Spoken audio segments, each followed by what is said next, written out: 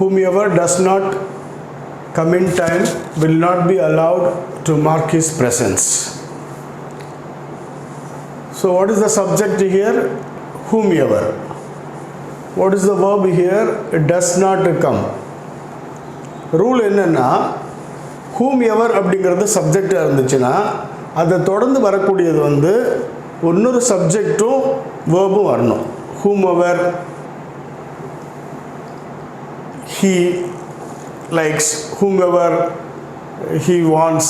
So whomever அப்படிங்கிறது வந்து ஒரு ஆப்ஜெக்டிவ் ப்ரொனவுன். இங்கே வந்து நமக்கு வந்திருக்கிறது வந்து டஸ் நாட் கம் அப்படிங்கிற வேர்பு. அது எப்போ வரும் அப்படின்னா whoever அப்படின்னு யூஸ் பண்ணினா மட்டும்தான் வேர்பு வரும். whomever நம்ம யூஸ் பண்ணணும்னா இதுக்கப்புறம் இன்னொரு சப்ஜெக்டும் இன்னொரு வேர்பும் வரணும். So whomever will be wrong here. whoever போடணும். The 6 partners are at daggers drawn so they don't talk to each other அப்படின்னு கொடுத்துருக்கு. எத்தனை பேர் மொத்தம்? 6 partners are at daggers drawn. daggers drawnனா என்ன அர்த்தம்னா லிட்ரலாக வந்து அருவாளை தூக்கிட்டு நிற்கிறாங்க, கத்தியை உருவிட்டு நிற்கிறாங்க அப்படிங்கிற மாதிரி அர்த்தம். அதாவது வந்து ரொம்ப கோபமாக இருக்காங்க அப்படின்ற மாதிரி உள்ளதுக்கு தான் இந்த இடியம் யூஸ் பண்ணுவாங்க. ஆர் அட் டேகர்ஸ் ட்ரான் அப்படின்னு சொல்கிறது. So they don't talk to each other. 6 பேர், 2 பேர் இருந்தால் தான் ஈச் அதர் யூஸ் பண்ணணும். 2 பேருக்கு மேலே போயிட்டா ஒன் அனதர் யூஸ் பண்ணணும். So that is the answer here. Next one, the teacher instructed the peon to let the students and I go into the office of principal அப்படின்னு கொடுத்துருக்கு. Teacher instruct பண்ணுறாங்க யாரை? பியூனை. என்ன பண்ண சொல்லி? To let. டு லெட்னா என்ன meaning? Allow அப்படின்னு அர்த்தம். லெட் த ஸ்டூடெண்ட்ஸை வந்து அலோவ் பண்ண சொல்லி. அண்டு ஐ. எப்போல்லாம் லெட்டு வருதோ அதுக்கப்புறம் வரக்கூடிய அந்த ப்ரொனவுன் என்னவாக இருக்கணும் அப்படின்னு கேட்டிங்கன்னா ஆப்ஜெக்டிவாக இருக்கணும். ஐன்னு இருக்கக்கூடாது. Let me. ஃபார் எக்ஸாம்பிள் நம்ம என்ன சொல்லுவோம்னா let's go, let's watch a movie அப்படி தான் சொல்லுவோமே ஒழிய லெட் வி அப்படின்னு சொல்ல மாட்டோம். வி வந்து சப்ஜெக்டிவ் ப்ரொனவுன், அதோடைய ஆப்ஜெக்டிவ் ப்ரொனவுன் வந்து அஸ். அப்போ ஐயோடைய பிளேஸில் என்ன ஆப்ஜெக்டிவ் ப்ரொனவுன் வரணும்னா மீ வரணும். ஸோ ஸ்டூடெண்ட்ஸ் அண்ட் ஐக்கு பதிலாக you have to right me here. Next question, the candidate being a commerce graduate, she is eligible for the post of accountant அப்படின்னு கொடுத்துருக்கு. கேண்டிடேட் வந்து ஒரு காமர்ஸ் கிராஜுவேட்டாக இருக்கிறதால அவங்க வந்து எலிஜிபிள் எதுக்கு? இந்த போஸ்ட்டுக்கு அப்படின்னு கொடுத்துருக்கு. இங்கே வந்து கேண்டிடேட்னு நம்ம ஸ்டார்ட் பண்ணியிருக்கோம். பீயிங் ஏ காமர்ஸ் கிராஜுவேட், திருப்பி சி இஸ் எலிஜிபிள் அப்படின்னு சொல்ல தேவையில்லை. ஏன்னா நம்ம கேண்டிடேட்னு சப்ஜெக்ட் யாருன்னு நம்ம சொல்லிட்டோம். திருப்பி என்ன சொல்ல தேவையில்லை? ஷீன்னு சொல்ல தேவையில்லை. சப்போஸ் நம்ம அந்த சென்டென்ஸை முடிச்சிட்டோம், the candidate is a commerce graduate full stop, she is eligible for the post of accountant அப்படின்னு இருந்தால் அது கரெக்ட். பட் நம்ம ஸ்டேட்மெண்ட் கேண்டிடேட்னு ஸ்டார்ட் பண்ணிட்டு நம்ம இன்னும் முடிக்கவே இல்லை. திருப்பி எதுக்காக நம்ம ஷீ அப்படிங்கிறத ஆட் பண்ணணும். ஸோ அந்த இடத்துல ஷீ அப்படிங்கிறது வந்து தேவையில்லாத ஒரு வேர்டு. அது ரிடண்டன்ட் அப்படின்னு சொல்லுவாங்க. So she has to be removed. In all circumstances I have helped him and he knows அப்படின்னு நிற்குது. எல்லா சர்க்கம்ஸ்டன்சஸ்லையும் நான் அவனுக்கு ஹெல்ப் பண்ணியிருக்கேன். And he knows. என்ன he knows-னா என்னது? அவனுக்கு தெரியும். அவனுக்கு என்ன தெரியும்னு நம்ம முடிக்கலை. அஃப்கோர்ஸ் நமக்கு லாஜிக்கலாக பார்க்கும்போது நமக்கு அவன் வந்து நான் உதவி செஞ்சேங்கிறது அவனுக்கு தெரியும் அப்படின்ற அர்த்தம் நமக்கு கிடைச்சாலும் கிராமட்டிக்கலி வந்து அது வந்து கம்ப்ளீட் ஆகலை. அப்போ என்ன பண்ணணும் இதை கம்ப்ளீட் பண்ணுறதுக்குன்னா அண்ட் ஹீ நோஸ் இட் அப்படின்னு முடிக்கணும். அந்த ப்ரொனவுன் இல்லாமல் அந்த சென்டென்ஸ் கம்ப்ளீட் ஆகாது. I don't appreciate him who laugh at others without any reason. நான் வந்து அப்ரிஷியேட் பண்ண மாட்டேன், விரும்ப மாட்டேன். எதை விரும்ப மாட்டேன்னா ஹிம் ஹூ லாஃப், அவனை நான் அப்ரிஷியேட் பண்ண மாட்டேன். என்ன செய்கிறத? சிரிக்கிறத. யாரை பார்த்து? மற்றவங்கள பார்த்து. At others. லாஃப் அட் அதர்ஸ்னால் மற்றவங்கள பார்த்து சிரிக்கிறது. எந்த காரணமும் இல்லாமல் அவன் யாரையும் பார்த்து சிரிக்கிறது எனக்கு பிடிக்காது அப்படின்றது மீனிங். பட் இங்கே பார்த்தீங்கன்னா ஹிம் ஹூ லாஃப் அப்படின்னு கொடுத்துருக்கு. ஹிம் ஹூ லாஃப்னு கொடுத்துருக்கு. சப்ஜெக்ட் வந்து சிங்குலராக இருந்தால் என்ன வரணும்? இங்கே லாஃப்ஸ்ன்னு வரணும், எஸ் இருக்கணும். அப்படி இல்லைன்னா என்ன பண்ணணும்? இதை கரெக்ட் பண்ணணும். ஐ don't appreciate them who laugh, இல்லாட்டி தோஸ் ஹூ லாஃப்னு இருந்தால் கரெக்டு. ஹிம்மோ ஹெர்ரோ இருந்தால் என்ன வரணும்? இந்த வேர்பு வந்து ஆட்டோமேட்டிக்காக எஸ் சேர்த்து வரணும். அது அந்த மாதிரி இல்லாதனால அது எரர். ஸோ நான் சொன்ன மாதிரி ஹிம் ஹூ லாஃப்ஸ் அப்படின்னு எழுதலாம், இல்லைனா தோஸ் யூஸ் பண்ணிவிட்டு அந்த வேர்பை லாஃப்னே வச்சுக்கலாம். ஏன்னா தோஸ் வந்து plural subject. You and myself will enjoy the function being arranged in honor of the new principal அப்படின்னு கொடுத்துருக்கு. யூ அண்டு மை செல்ஃப், இந்த மாதிரி நம்ம நிறைய ஸ்போக்கனில் கேள்விப்படுவோம். மை செல்ஃப்னு சொல்கிறது அடிக்கடி நிறைய பேர் யூஸ் பண்ணுவாங்க. அது ஸ்போக்கனில் ஒரு வேளை அக்செப்டபுளாக இருக்கலாம். ரைட்டிங்கில் வந்து யார் யாரும் என்ஜாய் பண்ணுறதை நம்ம சொல்கிறோன்னா நீயும் நானும். அப்போ நீயும் நானும்னு சொல்கிறதுக்கு மை செல்ஃப்ன்ற வேர்டை நம்ம யூஸ் பண்ணக்கூடாது. அப்படி யூஸ் பண்ணினா அது தப்பு. அப்போ என்ன போடணும்? மை செல்ஃபுக்கு பதிலானா ஐ தான் போடணும். இது எப்படி நம்ம சரியாக புரிஞ்சுக்கலான்னா, இப்போ இந்த யூ அப்படிங்கிறத எடுத்துருங்க இந்த சென்டென்ஸ்லேருந்து. யூ அண்ட் எடுத்துட்டு மை செல்ஃப் வில் என்ஜாய்னு நம்ம சொல்லுவோமா? நம்ம எப்பயும் எப்படி சொல்லுவோம்? I will enjoy the function அப்படின்னு தானே நம்ம சொல்லுவோம். அப்போ இங்கே யூ கூட சேரப்போ மட்டும் எப்படி ஐன்றது மை செல்ஃப்னு மாறாது இல்லையா? So my self will be change to I here. Okay, conjunctions ரிலேட்டடான சில கொஸ்டின்ஸ் இருக்குது.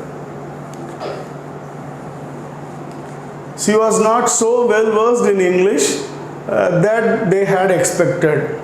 அவள் வந்து அவ்வளோ வெல் வேர்ஸ்டாக இல்லை இங்கிலீஷில், அவங்க எதிர்பார்த்த மாதிரின்னு இதுக்கு வந்து மீனிங். பட் வந்து என்ன கொடுத்துருக்குன்னா, ஜாயின் பண்ணுற இடத்துல தேட் அப்படின்னு கொடுத்துருக்கு. That they had expected. அப்போ தேட் போட்டால் என்ன மீனிங் கிடைக்காதுன்னா, அவங்க எதிர்பார்த்த மாதிரி அப்படின்ற அர்த்தம் கிடைக்காது. மாதிரின்ற வேர்டுக்கு தேட் போட முடியாது. அப்போ நம்ம என்ன போடணும் இங்கே அப்படின்னா, as they had expected. as they had, as na மாதிரி like அப்படின்னு அர்த்தம். He not only comes here for having lunch but also for having a glimpse of the beautiful sales girls. அவன் வந்து இங்கே வர்றது லஞ்சு சாப்பிட்றதுக்கு மட்டும் இல்லை, இங்கே இருக்க அழகான பொண்ணுங்களை பார்க்குறதுக்காகவும் வர்றான் அப்படின்னு இங்கே இருக்குது. ரீட் பண்ணும்போது நமக்கு மீனிங் கிளியர் ஆகிடுச்சு. பட் கிராமட்டிக்கலி கரெக்டாக என்னன்னு பார்த்தா, he not only comes அப்படின்னு எழுதியிருக்கு. he not only comes hereனா என்ன அர்த்தம்னா, அவன் இங்கே மட்டும் வர்றதில்ல அப்படின்னு அர்த்தம். அப்போ வேறு எங்கேயோ போகிறான் அப்படின்னு சொல்கிறதுக்கு தான் அது கரெக்டாக பொருந்தும். அப்போது அவன் இங்கே மட்டும் வர்றதில்லைன்னு அங்கே சொல்லலை. அங்கே என்ன சொல்லியிருக்குன்னா, சாப்பிட மட்டும் வர்றதில்லை, பொண்ணுங்களை பார்க்குறதுக்கும் வர்றான் அப்படின்னு இருக்கு. அப்போ இந்த ரெண்டு விஷயத்தை தான் நம்ம குவாலிஃபை பண்ணுறோமே ஒழிய, அவன் இங்கே மட்டும் வர்றதில்லை அங்கேயும் போகிறான் அப்படின்னு நம்ம சொல்லலை. ஏன்னா பின்னாடி வர்ற விஷயம் வேறையாக இருக்குது. அப்புறம் என்ன பண்ணணும்னா, இந்த நாட் ஒன்லி கம்ஸ் ஹியர் இருக்கு இல்லையா, இந்த நாட் ஒன்லியை வந்து நம்ம மூவ் பண்ணணும். எப்படி மூவ் பண்ணணும்? he comes here, அவன் இங்கே வர்றான். எதுக்கு மட்டும் இல்லை, not only for having lunch but also for having a glimpse of the beautiful sales girls. அப்போ இந்த கன்ஜங்ஷன் இருக்கு இல்லையா, not only, இதெல்லாம் வந்து என்ன பொசிஷனில் இருக்குதோ அதுக்கேற்ற மாதிரி மீனிங் அதை மாற்றி கொடுத்துரும். ஸோ நம்ம என்ன பண்ணுறோம்னா, இங்கே he comes here not only வந்து நம்ம அந்த பக்கம் ஷிஃப்ட் பண்ணாதான் இந்த ரெண்டு ஐட்டத்தையும் அது குவாலிஃபை பண்ணும். லஞ்சு சாப்பிட்றதையும் பொண்ணுங்களை பார்க்குறதையும் இங்கேயே வச்சுக்கிட்டோம்னா என்ன அர்த்தம் ஆகிடும்? அவன் இங்கே மட்டும் வர்றதில்லை அப்படின்ற அர்த்தத்தை அது கொடுத்துரும். I cannot permit you to leave the class unless the teacher comes and instructs me in the matter. நான் வந்து உன்னை அலோவ் பண்ண முடியாது கிளாஸ் விட்டு போகிறதுக்கு, அந்த டீச்சர் வராத வர. அன்லெஸ்னா என்ன அர்த்தம்? If not. அப்போ டீச்சர் வராத வர, என்னை இன்ஸ்ட்ரக்ட் பண்ணாத வர நான் வந்து உன்னை வந்து விட மாட்டேன் அப்படின்னு சொல்லியிருக்கு. சரியா? அவங்க வராத வர அப்படின்னு சொன்னால் நம்ம டீச்சர், இன்னொரு டீச்சருக்கே நம்ம வந்து ஏதோ ஒரு ஆர்டர் பண்ணுற மாதிரி, அவங்கள டிமாண்ட் பண்ணுற மாதிரியான அர்த்தம் வந்துடும். இந்த டீச்சர் வந்து அப்போ நமக்கு என்ன தெரியுதுன்னா, இவங்க கிளாஸ் டீச்சர் இல்லை, இவங்க சும்மா நிற்கிறாங்க அந்த இடத்துல. அப்போது அவங்க வந்து அவங்க வராத வர அப்படின்னு சொல்ல மாட்டாங்க, அவங்க வர்ற வரைக்கும் இவங்க வெயிட் பண்ணுறாங்க. ஸோ இந்த அன்லெஸ் அப்படிங்கிற வேர்டு வந்து இங்கே சரி கிடையாது. அது ஒரு கண்டிஷன் மாதிரி வந்துடுது. அவங்க வந்து கண்டிஷன் போடலை, இந்த டீச்சர் வரணும் அப்படின்னு கண்டிஷன் போடலை. இது பேரண்ட்ஸாக இருந்தால் கூட நம்ம சரின்னு சொல்லுவோம், உங்கள் பேரண்ட்ஸ் வராத வர நான் உன்னை விட மாட்டேன் அப்படின்னு சொல்லலாம். ஆனால் இவங்க சொல்கிறது என்னென்னா, இவங்க இப்போதைக்கு அந்த கிளாஸை பார்த்துட்டு இருக்காங்க, அந்த மேடம் அவங்க கிளாஸ் டீச்சர் வர்ற வரைக்கும் நான் உன்னை விட மாட்டேன் அப்படி தான் சொல்லியிருப்பாங்க. ஸோ அன்லெஸ் நம்ம என்ன பண்ணுறோன்னா, அன்டில் அப்படிங்கிறத வச்சு நம்ம சேஞ்ச் பண்ணிடுறோம். The patient would not have died when the doctor had come in time. Meaning என்னென்னா, பேஷண்ட் வந்து இறந்துருக்க மாட்டார், டாக்டர் வந்து டைமுக்கு வந்திருந்தாருன்னா அப்படின்னு இருக்குது. இங்கே வென் கொடுத்துருக்கு. டாக்டர் டைமுக்கு வந்திருந்தப்போ இறந்துருக்க மாட்டார் அப்படிங்கிறதுல லாஜிக் இல்லை இல்லையா? அப்புறம் அந்த வென் அப்படிங்கிற வேர்டை என்னவா மாற்றணும்னா, இதில் if the doctor had come. இது வந்து ஒரு இம்ப்ராபபிள் இஃப் கிளாஸ். என்ன அர்த்தம் இதுக்கு? அவர் டைமுக்கு வரவும் இல்லை, பேஷண்ட்டு இறந்தும் போயிட்டாருன்னு அர்த்தம் இந்த ஸ்டேட்மெண்ட்டுக்கு. 3 years have passed that I returned from USA and settled here. 3 வருஷம் ஆயிடுச்சு நான் வந்து யூஎஸ்லேருந்து ரிட்டர்ன் ஆகி அப்படின்னு கொடுத்துருக்கு. இப்போ 3 years பாஸ்டுக்கு அப்புறம் என்ன கொடுத்துருக்காங்கன்னா that கொடுத்துருக்காங்க. ஒரு டைம் கொடுத்துட்டு அதுக்கப்புறம் வந்து என்ன நடந்துச்சுன்றதை வந்து சிம்பிள் பாஸ்ட் டென்ஸில் சொன்னான். இப்போ இங்கே வந்து டோட்டல் டைம் கொடுத்துருக்காங்க இல்லையா, 3 வருஷம் ஆச்சு, 4 நாள் ஆச்சு, நான் காலைல 2 நாள் ஆச்சு, நான் எதுவும் சாப்பிட்டு, இந்த மாதிரிலாம் சொல்லும் பொழுது இங்கே என்ன வேர்டு யூஸ் பண்ணணும் அப்படின்னா தேட்டுக்கு பதிலாக சின்ஸ் யூஸ் பண்ணணும். Since I returned. இப்போ வந்து ஒருத்தர் சொல்கிறார் நான் 2 நாள் ஆச்சு சாப்பிட்டேன், it is 2 days since I ate anything அப்படின்னு சொல்லணும். ஸோ இதை கனெக்ட் பண்ணுற வேர்டு என்னவா இருக்க முடியாதுன்னா தேட்டாக இருக்க முடியாது. The captain asked the players to go to market and buy some fruits as apples, oranges, bananas, etc. அப்படின்னு கொடுத்துருக்கு. கேப்டன் வந்து பிளேயர்ஸை வந்து கேட்டுட்டாரு, மார்க்கெட்டில் போய் கொஞ்சம் ஃப்ரூட்ஸ் வாங்கிட்டு வாங்க. என்னென்ன ஃப்ரூட்ஸ் அப்படின்னு சொல்லும்போது என்ன சொல்கிறாங்க அவங்க, ஆஸ் ஆப்பிள்ஸ். ஆஸ் ஆப்பிள்ஸ்னால் ஆப்பிள் மாதிரின்னு அர்த்தம். உதாரணத்துக்கு சொல்லும் பொழுது நம்ம ஆஸ் யூஸ் பண்ணக்கூடாது. ஆஸுக்கும் லைக்குக்கும் ஒரே மீனிங் இருக்குது, மாதிரி அப்படிங்கிற மீனிங் இருந்தாலும் நம்ம என்னென்ன பொருள் அப்படின்னு குறிப்பிடும் பொழுது இது மாதிரி ஏதாவது பழங்கள் வாங்கிட்டு வா அப்படின்னு சொல்லும் பொழுது ஆஸ் அப்படின்னு யூஸ் பண்ணக்கூடாது. we have to use only like apples. Both the rich along with the poor are responsible for a great money vices with which our country is inflicted அப்படின்னு கொடுத்துருக்கு. வைசஸ்னா கெட்ட விஷயங்கள், கெட்ட குணம் அப்படின்னு அர்த்தம். செயல் அதுக்கும் யூஸ் பண்ணிக்கலாம். இப்போ என்ன நமக்கு க்ளூ வேர்டு அப்படின்னா ஹோல் சென்டென்ஸ்லேயே நம்ம தேட தேவையில்லை. சில சமயத்தில் நம்ம க்ளூவோடு நம்ம பார்த்தா போதும். இப்போ போத் அப்படின்னு எங்கே வந்தாலும் அதை ஜாயின் பண்ணுறது என்னவா இருக்க முடியாதுன்னா அலாங் வித் இருக்க முடியாது. போத் எப்பயுமே எது கூட போகும்னா அண்டு கூட தான் போகும். So you have to use and the poor. சரியா? Next one, the thief had hardly put the cash in his pocket then the owner woke up அப்படின்னு கொடுத்துருக்கு. Hardly put the cash in his பாக்கெட்னா என்ன அர்த்தம்னா அப்போ தான் பணத்தை கூட அவன் வைக்கல, சரியாக கூட வைக்கல, அப்போ தான் வச்சுட்டு இருக்கான். அந்த நேரத்தில் என்ன பண்ணிட்டாருன்னா ஓனர் எழுந்துட்டார். அப்போது இந்த இடத்துல என்ன கொடுத்துருக்குன்னா தென்னு கொடுத்துருக்கு. தென்னுனா அப்புறமானு அர்த்தம். நம்ம அப்புறமானு சொல்லலை, அவர் எழுந்துக்கிட்ட போது அப்படின்னு சொல்லும் பொழுது அந்த போதுன்னு சொல்கிறதுக்கு என்ன வேர்டு நம்ம யூஸ் பண்ணணும், தென் யூஸ் பண்ணக்கூடாது. So when the owner woke up. No sooner, இது ரொம்ப ஒரு முக்கியமான கொஸ்டின். நிறைய எக்ஸாம்ஸில் இந்த கொஸ்டின் வந்திருக்கு. நோ சூனர் அப்படின்னு நம்ம ஸ்டார்ட் பண்ணினா ஒரு ஸ்டேட்மெண்ட்டை என்ன பண்ணணும் அப்படின்னு கேட்டிங்கன்னா சப்ஜெக்ட் வேர்பை வந்து இன்வெர்ட் பண்ணணும். யூஸ்வலாக வந்து நம்ம எப்படி எழுதுவோம்னா சப்ஜெக்ட் ஃபஸ்ட்டு எழுதுவோம், அடுத்து வந்து வேர்ப் எழுதுவோம் இல்லையா. இப்போ நோ சூனரில் ஸ்டார்ட் பண்ணால் சப்ஜெக்ட் வேர்பை இன்வெர்ட் பண்ணணும். இப்போ என்னென்னா no sooner did we find out அப்படின்னு கொடுத்துருக்கு. No sooner did we find out. இது ஆக்சுவலாக என்ன அப்படி அர்த்தம் அப்படின்னு கேட்டிங்கன்னா as soon as we found அவுட்னு அர்த்தம். அப்போ as soon as we found outல என்ன ஃபஸ்ட்டு வருது, we வருது, அடுத்து ஃபவுண்டுன்ற வேர்ப் வருது. அது நார்மல் ஆர்டர்.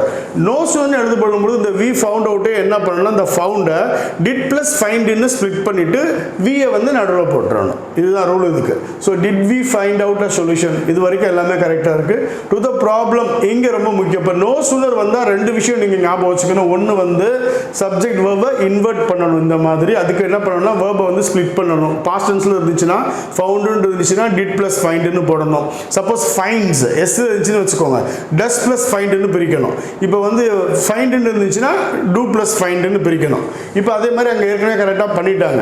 நோ சூனருக்கு ரெண்டாவது இன்னொரு விஷயம் நீங்கள் என்ன செக் பண்ணணும்னா நோ சூனர் எப்பயுமே தேன் தான் எடுத்துக்கும். THAN தேன் தான் எடுத்துக்கும், அது வென் எடுத்துக்காது.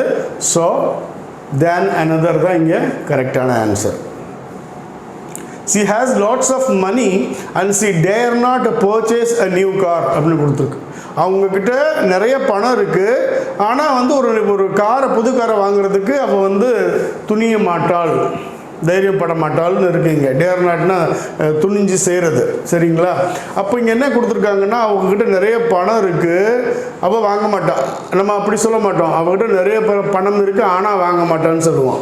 அண்டு போட்டு நம்ம என்ன செய்ய மாட்டோம், சேர்க்க மாட்டோம். அண்டு எப்போ யூஸ் பண்ணணும்னா இதுவும் பாசிட்டிவ், ரெண்டாவது சொல்கிறதும் பாசிட்டிவாக இருக்கணும். இல்லை இதுவும் நெகட்டிவ் மேட்ரு, இதுவும் நெகட்டிவாக இருக்கணும். பட் இங்கே ஃபஸ்ட்டு சொல்கிறது பாசிட்டிவான மேட்ரு, வாங்க மாட்டான்னு சொல்கிறது வந்து நெகட்டிவில் இருக்குது. அப்போ என்ன வேர்டு, என்ன கன்வென்ஷன் யூஸ் பண்ணணும்னா you have to use but she dare not. அதுதான் கரெக்டான அர்த்தம். she is sympathetic to the rich patients but also to the poor ones. நம்ம வாசிக்கும் போதே தெரியுது பட் ஆல்சோ அங்கே வந்துருச்சு. அப்புறம் நம்ம இங்கே என்ன போடணும்னா நாட் ஒன்லி கண்டிப்பாக வேணும், அந்த கன்ஜங்ஷன் தான் அதோடைய பேர் இல்லையா. ஸோ என்ன போடுறோம்னா not only to the rich patients அப்படின்னு போடணும். Because he is intelligent, therefore she secures the highest marks in her class. அவள் வந்து இன்டெலிஜென்ட்டாக இருக்கிறதால அப்புறம் திருப்பி எதுக்கு therefore?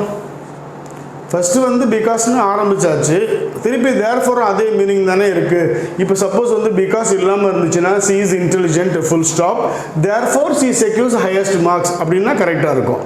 பட் நம்ம ஏற்கனவே பிகாஸ்லேயே ஆரம்பிச்சிட்டதால அதே மீனிங் உள்ள இன்னொரு வேர்டு தேர்ஃபோர் வந்து அங்கே நமக்கு தேவையில்லை. ஸோ நம்ம என்ன பண்ணிடுறோம்னா தேர்ஃபோரை எலிமினேட் பண்ணிடுறோம். நம்ம உங்களுக்கு இப்போ ஒரு கேள்வி வரும், ஏன்னா அப்போ அதே மாதிரி எழுதிட்டா என்ன, பிகாஸ் ஃபஸ்ட் பார்ட்டு நான் தப்புன்னு போட்டுட்டா எப்படி இருக்கும், கரெக்டாக இருக்காதா அப்படின்னா எப்பயுமே ஃபஸ்ட் பார்ட்டை நம்ம வந்து கரெக்ட் பண்ணக்கூடாது. எப்பயுமே என்ன பண்ணணும்னா ஃபஸ்ட் பார்ட்டை வந்து வச்சுக்கணும், அதை ஃபாலோ பண்ணுற அதை தான் நம்ம கரெக்ட் பண்ணணும். சில சமயங்களில் ஃபஸ்ட் பார்ட்டை நம்ம என்ன செய்ய வேண்டியிருக்கும்னா கரெக்ட் பண்ண வேண்டியிருக்கும். அது கொஷின் நம்ம ரீட் பண்ணும்போது நமக்கு தெரியும். It was almost 5 months ago since he wrote a letter to me to remind me of my promise. நம்ம ஏர்லியராக பார்த்த கொஷின் மாதிரியே தான் இங்கே சின்ஸ் போட்டிருக்காங்க.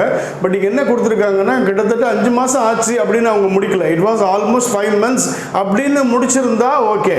அது கூட என்ன சேர்த்துருக்காங்க, எகோன்னு சேர்த்துருக்காங்க. இப்போ it was almost 5 months ago அப்படின்னு போட்டுட்டா சின்ஸ் யூஸ் பண்ணக்கூடாது. இந்த எகோன்ற வேர்டு வந்துட்டால் நம்ம என்ன பண்ணணும்னா சின்ஸுக்கு பதிலாக that யூஸ் பண்ணணும். அப்போ இந்த சென்டென்ஸை ரெண்டு விதமாக நம்ம எழுதலாம். எப்படி எழுதலாம்னா it was almost 5 months ago அடுத்தது it was almost 5 months since he wrote a letter அப்படின்னு எழுதலாம். ஒன்று எகோவை எடுக்கலாம். நம்ம என்ன ஏற்கனவே சொன்னோம்னா ஃபஸ்ட் பார்ட்டை இன்டாக்டாக வச்சுக்கணும்னு சொன்னோம். அப்புறம் நம்ம என்ன பண்ணுறோம்னா இந்த ஃபஸ்ட்டு கொடுத்துருக்க பார்ட் இது கூட பொருந்துற மாதிரி கம்பேட்டிபிளாக இருக்க மாதிரி சின்ஸ் அப்படிங்கிற வேர்டை வந்து நம்ம that அப்படின்னு மாற்றிடுறோம்.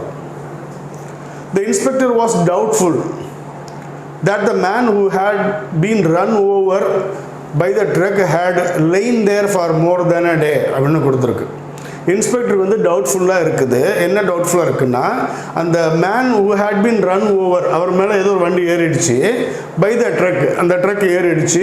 Had lain there lain L E I N லைன்னா என்ன அர்த்தம்னா லை லே லைன் அப்படின்னு சொல்லுவாங்க. ஒரு இடத்துல ஒருத்தர் நம்ம படுத்துருந்தோம்னு வச்சுக்கோங்களேன், அதுக்கு வேர்ப் என்னது லை லே லைன், அதனால லைன் கொடுத்துருக்காங்க. ஏன்னா தேர்ட் ஃபார்ம் ஹேட் இருக்கிறதுனால மோர் தேன் அ டே. அப்போ இன்ஸ்பெக்டருக்கு வந்து டவுட்ஃபுல்லாக இருக்குது. இந்த ட்ரக்கு மேலே ஏறின ஆள் வந்து அங்கேயே வந்து ஒரு நாளுக்கு மேலே அங்கேயே அதே இடத்துலையே கிடந்தானா படுத்திருந்தானா அப்படின்னு அவருக்கு சந்தேகமாக இருக்குது. அப்போ வந்து இன்ஸ்பெக்டருக்கு வந்து டவுட்ஃபுல்லாக இருக்குது அப்படின்னு சொன்னதுக்கப்புறம் நமக்கு இந்த வேர்டு தேட் இருக்கு இல்லையா, தேட் வந்து கரெக்டு கிடையாது. இருந்தானா இல்லையான்னு அப்படின்னு சொல்கிறதுக்கு நம்மளுக்கு என்ன வேர்டு இருக்குதுன்னு கேட்டிங்கன்னா வெதர் அப்படின்ற வேர்டு யூஸ் பண்ணணும். வெதர் த மேன் இருந்தானா இல்லையான்னு அதுதான் அந்த அர்த்தம் கொடுக்கும். தேட் போட்டால் நம்ம இருந்தான்னு அப்படின்னோட இருந்தானா இல்லையான்றது எது கொடுக்கும், வெதர் அப்படிங்கிற வேர்டு தான் கொடுக்கும். He instructed me that I should do all the work as quickly like him அப்படின்னு கொடுத்துருக்கு. இப்போ வந்து he instructed me that I should do all the work as quickly like him அவனை மாதிரி அப்படின்னு சொல்கிறதுக்கு இங்கே as போட்டிருக்கிறதுனால நம்ம இங்கே லைக் யூஸ் பண்ணக்கூடாது. எப்படி யூஸ் பண்ணணும்னா as he. லைக் வந்துச்சுன்னா ஹிம்னு வரும், as வந்துச்சுன்னா அது சப்ஜெக்டிவ் ப்ரொனவுன் ஹீயா மாறிடும். அப்போ இங்கே நம்ம என்ன பண்ணணும்னா as quickly லைக் என்ன பண்ணிடுறோம் asன்னு மாற்றிடுறோம். அப்போ சப்ஜெக்டிவ் என்னவா மாறிக்கிறோம்னா ஹீயா மாறிடும். seldom or ever have I sent a beggar away without giving him something. seldom அப்படின்னா என்ன அர்த்தம்னா ஆல்மோஸ்ட் நெவர், க்ளோஸ் டு நெவர்னு அர்த்தம். ஒருபோதும் கிடையாது அப்படிங்கிறதுக்கு க்ளோஸாக உள்ளதான் செல்டம். ஒரு ப்ராபப் கூட இருக்குது உங்களுக்கு தெரியும், பார்க்கிங் டாக்ஸ் செல்டம் பைட், குறைக்கிற நாய் கடிக்காதுன்னு தமிழில் பழமொழி சொல்லுவோம். இங்கே செல்டம்க்கு அப்புறம் என்ன கொடுத்துருக்காங்கன்னா எவர்னு கொடுத்துருக்காங்க. எப்பவுமே செல்டம்க்கு அப்புறம் எவர் கொடுக்க முடியாதுன்னா இது வந்து நெகட்டிவ் வேர்டு. அதை எம்ஃபசைஸ் பண்ணுற இன்னொரு நெகட்டிவ் வேர்டு என்னன்னு கேட்டால் நெவர் தான். அப்போது எவர்னா என்ன அர்த்தம்னா எப்போதும்னு அர்த்தம். நமக்கு இப்போ தேவை ஒருபோதும் இல்லை இல்லாட்டி எப்பயுமே அப்படின்னு வந்து ஒருத்தர் எப்படி சொல்ல முடியும். அப்போ என்ன பண்ணுறாருன்னா அவர் செல்டம் வந்து நெவருக்கு க்ளோஸ். இப்போ செல்டம் வந்து 99% நெவர்னு வச்சுக்கோங்களேன், நெவர் வந்து 100%. ஸோ அதை எம்ஃபசைஸ் பண்ணுறதுக்காக என்ன பண்ணுவாங்கன்னா செல்டம் ஆர் நெவர் அப்படின்னு யூஸ் பண்ணுவாங்க. எவர் யூஸ் பண்ணக்கூடாது. எவர் வந்து பாசிட்டிவான word. The teacher advised the students to go through the notes as many times as possible, lest they would fail. இதுல க்ளூ வேர்டு என்னன்னா lest. LEST, lest. Lestனா என்ன மீனிங் அப்படின்னு கேட்டிங்கன்னா so that not அப்படின்னு அர்த்தம். அப்போ என்ன இதுக்கு மீனிங் அப்படின்னா டீச்சர் வந்து அட்வைஸ் பண்ணாங்க ஸ்டூடெண்ட்ஸை எவ்வளோ தடவை உங்களால் மேக்ஸிமம் ரிவைஸ் பண்ண முடியுமோ அத்தனை தடவை ரிவைஸ் பண்ணுங்கள், இல்லைன்னா நீங்கள் ஃபெயில் ஆகிடுவீங்க அப்படின்னு அர்த்தம். So that you would not ஃபெயில்னு அர்த்தம். இந்த லிஸ்ட்டை வந்து நான் சொன்னேன் இல்லையா, ஸோ தட் நாட் அப்படின்னு, அது அப்படியே எழுதினா என்ன வரும்னா so that you would not fail அப்படின்னு வரும். இந்த நாட் இதில் எக்ஸ்ட்ரா சேர்ந்துக்கும். ஆனால் ஒரு ரூல் இருக்குது என்ன அப்படின்னு கேட்டிங்கன்னா, எப்போ நம்ம லிஸ்ட்டு யூஸ் பண்ணுறோமோ அப்போ யூஸ் பண்ண வேண்டிய அந்த மாடல் ஆக்சுவலி வந்து ஷுட், வுட் யூஸ் பண்ணக்கூடாது. So lest they should fail. அப்போ லெஸ்ட் தே ஷுட் ஃபெயில்னா என்ன அர்த்தம்னா so that they won't fail அப்படின்னு அர்த்தம். ஆனால் அந்த வேர்டு வில்லோ வுட்டோ நம்ம எழுதக்கூடாது, ஷுட்டு தான் அதுக்கு எழுதணும். இதோடைய மீனிங் வந்து நெகட்டிவ். லெஸ்ட் வந்து ஏற்கனவே நெகட்டிவ்ல இருக்கு, நெவர் மாதிரியே. He asked me that why I was not appearing in the examination. அவன் என்கிட்ட கேட்டான் நான் ஏன் எக்ஸாமில் அப்பியர் ஆக மாட்டேங்கிறேன்னு. அப்போ அவன் கேட்டான், he asked me, இந்த மாதிரி ஏதாவது போட்டுட்டு அதுக்கப்புறம் ஒரு கேள்வியை நம்ம ஆட் பண்ணுறோன்னு வைங்க. இது வந்து ஃபர்ஸ்ட் பார்ட். இது he asked me. அது கூட நம்ம செகண்ட் பார்ட் என்ன சேர்த்துருக்கோம், ஏன் நான் வர்றதில்லைன்னு. அந்த செகண்ட் பார்ட்டு சேர்க்கும் போது சில சமயத்தில் நம்ம that யூஸ் பண்ணுவோம், சில சமயத்தில் கொஸ்டின் வேர்ட்ஸ் யூஸ் பண்ணுவோம். கொஸ்டின் வேர்ட்ஸ் யூஸ் பண்ணும்போது எதுக்கு வேலை கிடையாதுன்னா thatக்கு வேலை கிடையாது. ஏன்னா ரெண்டு கன்ஜங்ஷன் தேவையில்லை. கொஸ்டின் வேர்டே என்னவா செயல்படும்னா கன்ஜங்ஷனாக செயல்படும். ஸோ நம்ம that இதுலேருந்து ரிமூவ் பண்ண போகிறோம்.